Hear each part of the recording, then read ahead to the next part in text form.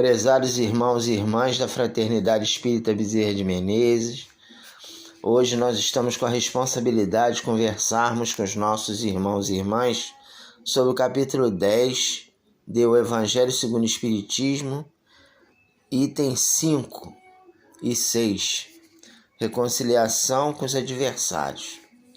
Então nós vamos ler os itens para em seguida fazer os comentários. Então no item 5 está colocada uma passagem de Jesus retirada de São Mateus, capítulo 5, versículo 25 e 26. Então está aqui a seguinte fala de Jesus: reconciliai-vos o mais depressa possível com vosso adversário, enquanto estáis com ele a caminho, para que ele não vos entregue ao juiz, o juiz não vos entregue ao ministro da justiça, e não sejais metido em prisão. Digo-vos em verdade que daí não saireis, enquanto não houverdes pago o último ceitil. Então, meus irmãos, só nessa simples frase já temos assim bastante ensinamentos, bastante reflexões a realizar. Em primeiro lugar, é a importância da palavra de Jesus quando ele trouxe para nós o perdão. Então, até hoje, a nossa sociedade ainda vive de acordo com a lei de Talião, né? Nós, com raríssimas exceções, nós temos pessoas que vivem de acordo com amai-vos uns aos outros. Amai a Deus sobre todas as coisas e ao próximo como a si mesmo. Então, geralmente, o que impera é a lei de Talião. Agora, então, nesse período em que estamos nessa fase de transição, revendo os nossos valores, reformulando as nossas ideias, sabemos que uma grande parcela das pessoas estão nesse patamar.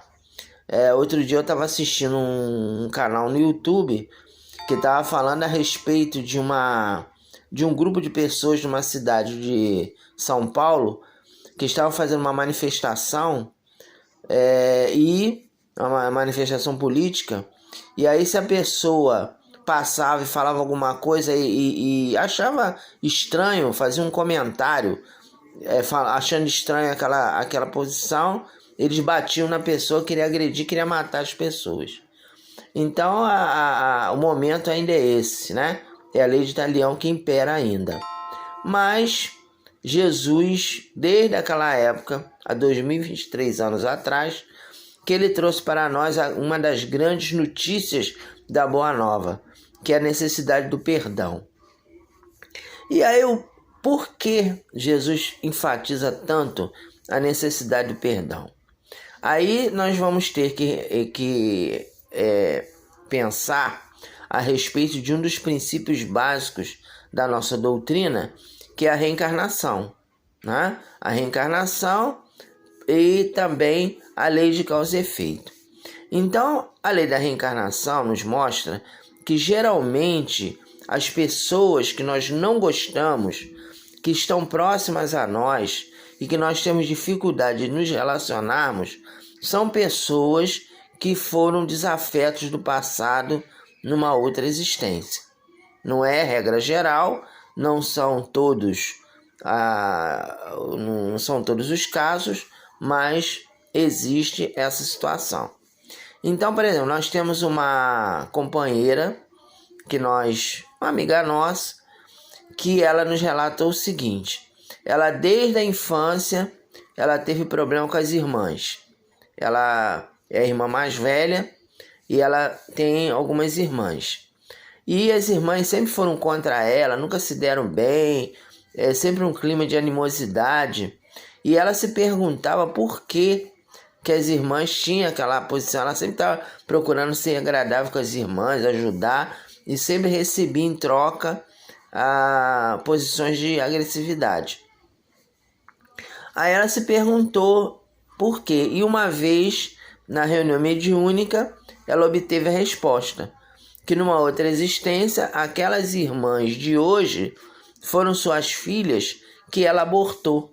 Então ela fez aborto, vários abortos, e aquelas moças que hoje estavam próximas a ela, eram aquelas pessoas que não a perdoaram e que ela aí veio como irmã, não pôde vir como filha, mas veio como irmã para poder haver a reconciliação, para ela procurar ter a paciência necessária para poder se reconciliar, né?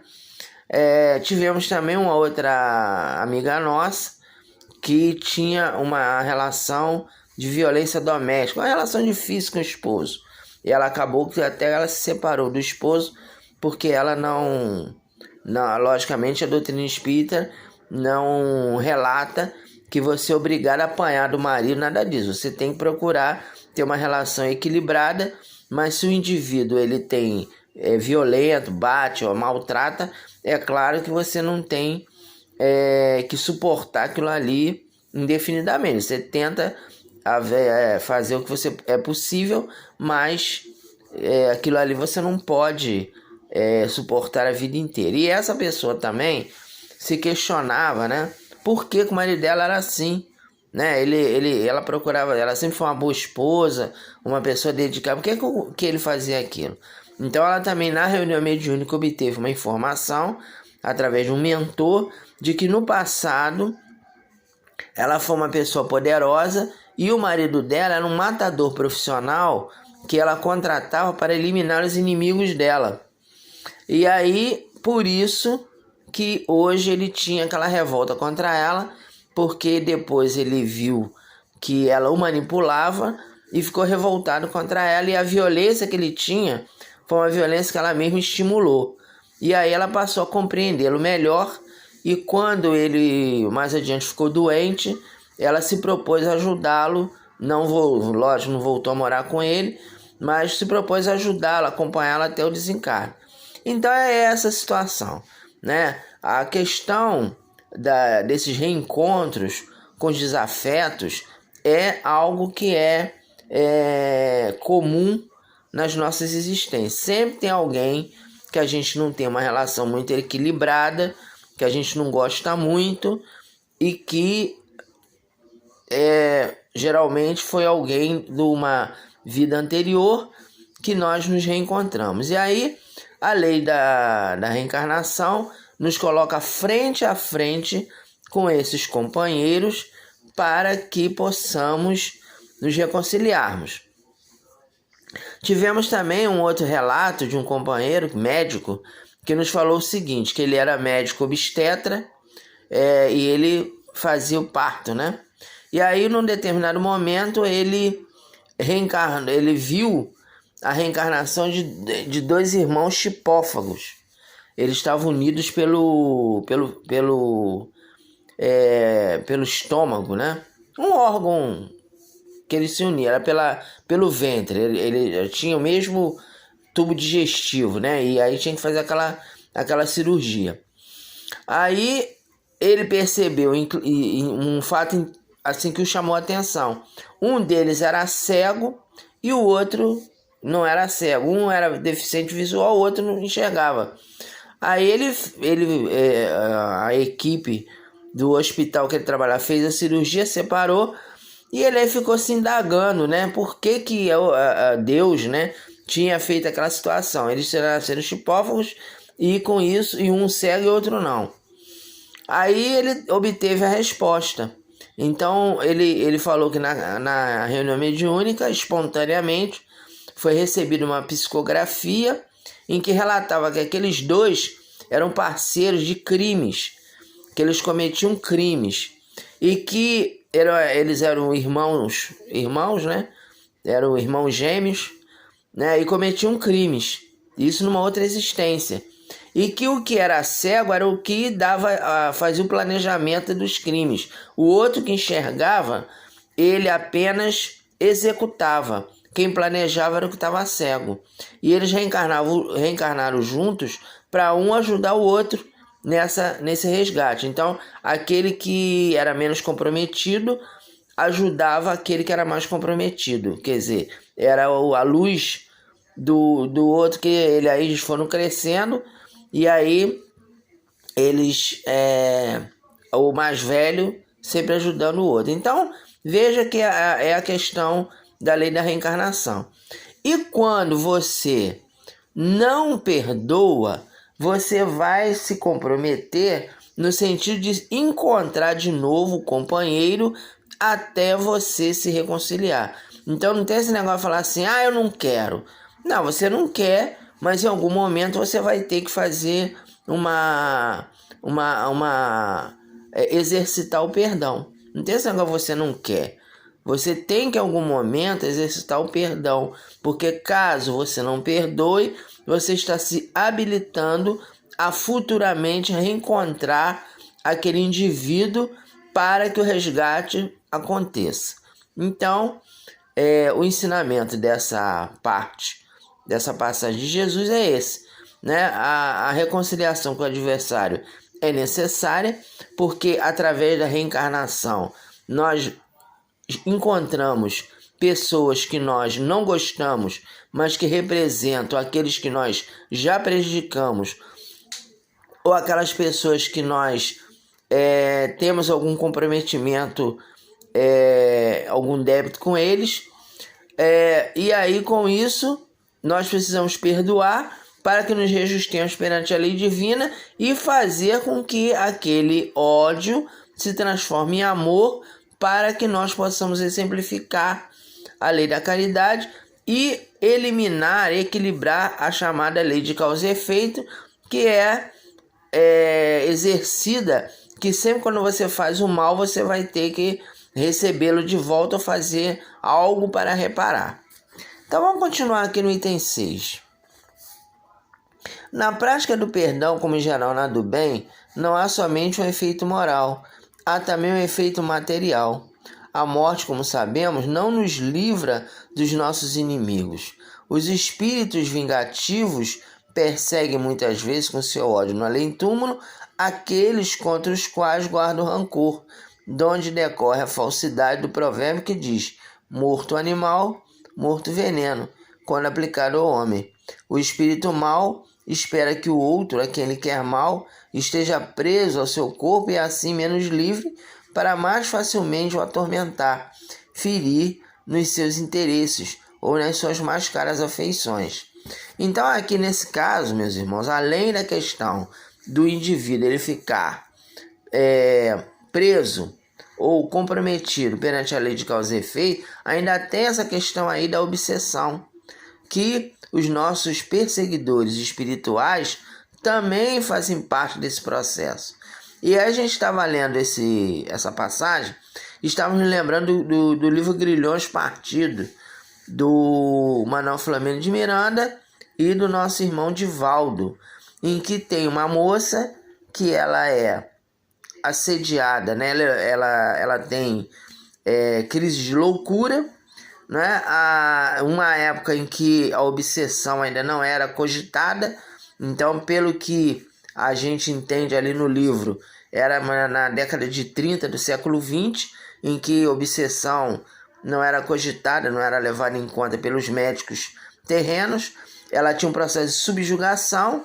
Por quê? Porque o pai dela, o pai dela participou da Primeira Guerra Mundial e ele mandou um soldado que ele não gostava para fazer uma missão, e o soldado desencarnou, e ele, ao desencarnar, verificou que aquela missão que ele foi enviado foi uma forma dele, do comandante, que era o pai dessa moça, se livrar dele, né? Havia ali uma situação que ele queria, de certa forma, prejudicar aquele rapaz. Ele mandou o rapaz para a frente de batalha, para uma posição difícil, e o rapaz veio desencarnar. E ele, ao desencarnar, ele se tornou perseguidor da filha dele. Ele atingiu o comandante, tirando a lucidez da filha do companheiro. E aí, o comandante, né, dele, né, ele era general, ele ficou surpreso, e aí levou a filha para o médico. Naquela época não tinha medicamentos muito sofisticados como temos hoje, E aí a moça começou a ser submetida a choques elétricos, internada e foi se deteriorando. Aí, de vez em quando, aparecia uma pessoa e falava assim: olha, fulano, isso aí é mediunidade atormentada. A sua filha está sofrendo um processo de subjugação. E esse general não acreditava no espiritismo, né? Falava, que besteira, que nada, isso aí cura com remédio. E aí ficou ali sempre querendo tratar com remédio, até que já muito tempo depois ele admitiu que havia realmente uma perseguição espiritual, mas a moça já estava tão impregnada de medicamentos de choque elétrico que ela não conseguiu mais recuperar a lucidez. Então vejam, né? É uma situação em que ele poderia, se ele fosse mais humilde, ele poderia fazer uma reunião de desobsessão, pedir perdão ao companheiro e ele provavelmente liberaria, né, essa pessoa.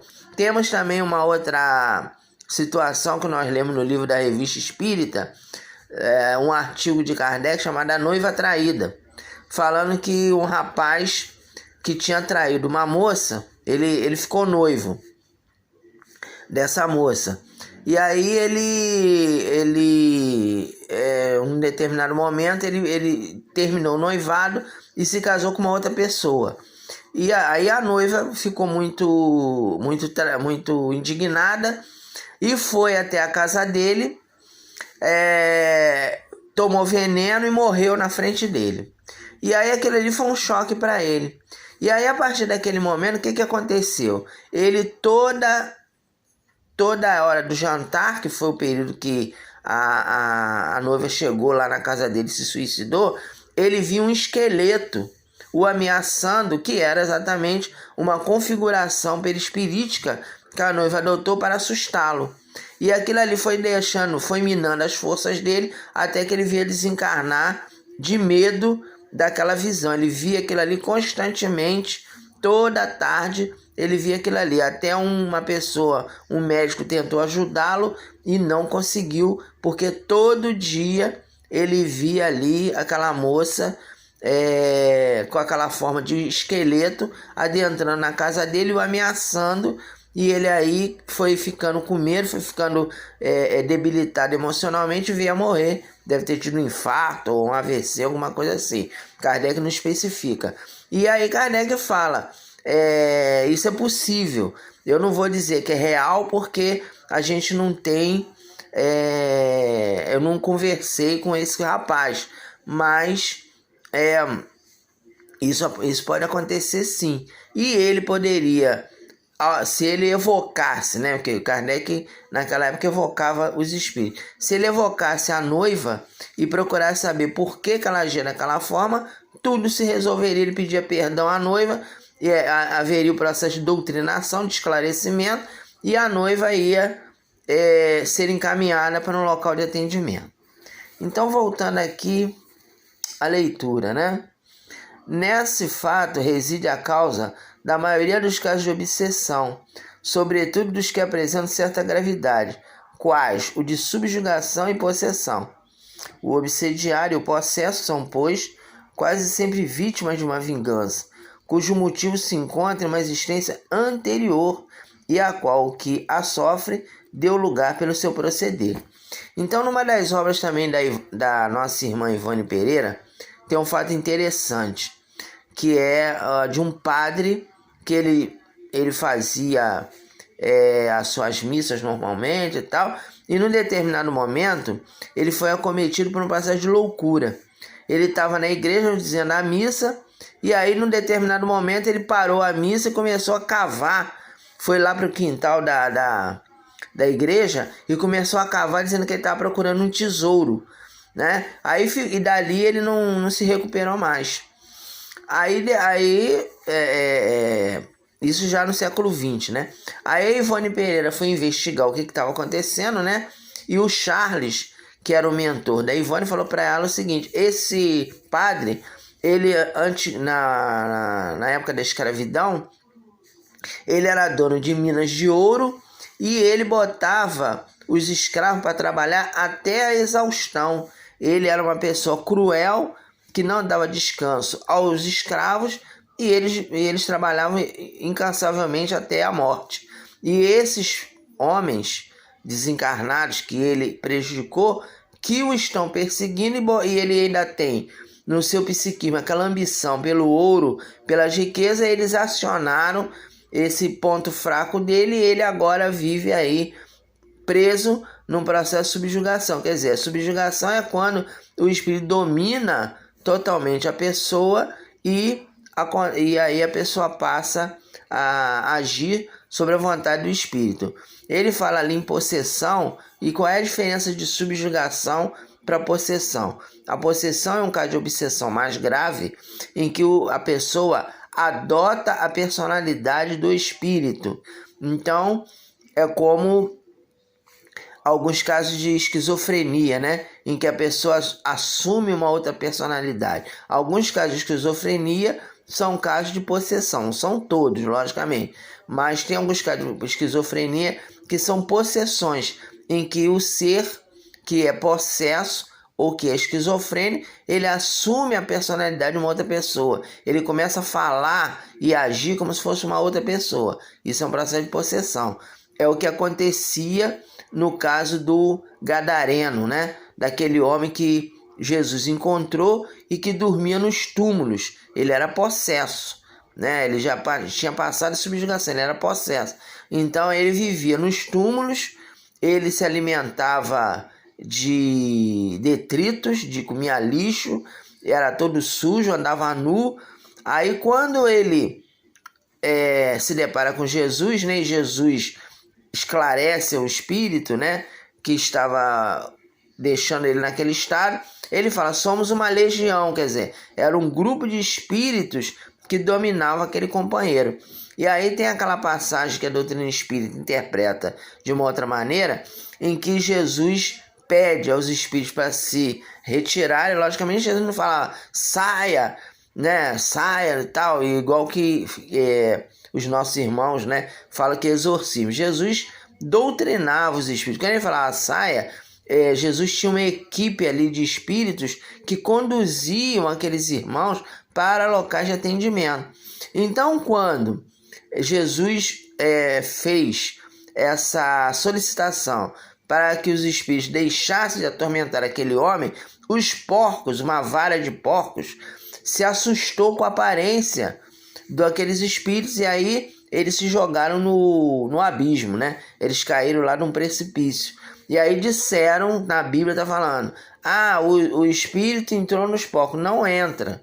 O espírito não entra dentro de animal, né? Os animais não têm mediunidade. Então não foi o caso dos porcos se jogarem no precipício porque o espírito negativo entrou nos porcos. Foi que eles viram a aparência desagradável daqueles companheiros, se assustaram e eles caíram no poço. Então, continuando aqui, meus irmãos, Deus o permite para os punir do mal que a seu turno praticaram, ou se tal não ocorrer, por haverem faltado com a indulgência e a caridade não perdoando. Quer dizer, então essa questão da obsessão ocorre, Deus permite que aconteça, porque não há perdão. Às vezes a gente vê, por exemplo, com todo respeito aos companheiros que fazem o chamado exorcismo, né? Eles falam assim, você sai, volta para o inferno e tal. E não é isso que tem que ser feito, né?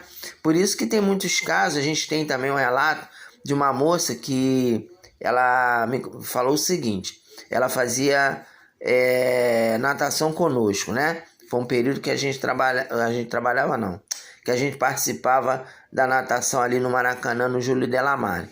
Então essa moça me contou que ela tinha uma amiga que ela de vez em quando dava passividade a um irmão, uma irmã menos esclarecida, né? E aí falaram para ela ir na igreja, né? Numa dessas igrejas evangélicas. Aí quando ela chegou lá, ela deu passividade a essa irmã e o pastor foi querer fazer o exorcismo. E ela começou a rir. O espírito desenganava, quem é você para me tirar daqui? Né? Você é amante do fulano, faz isso, faz aquilo, você rouba dinheiro dos fiéis. Começou a falar a vida toda do pastor, tudo de errado que ele fazia. E aí ele ficou sem saber o que fazer. Aí falou para os obreiros, tira essa mulher daqui que ela tá com o Lucifer, né? Isso aí é o Lucifer, não é nem da falange, é o próprio Lucifer. E aí ela foi tirada à força e disse que a moça ria, a beça, dava gargalhada, falando, me prova que isso aí não é verdade. Aí falava o nome da moça que era amante do pastor, né?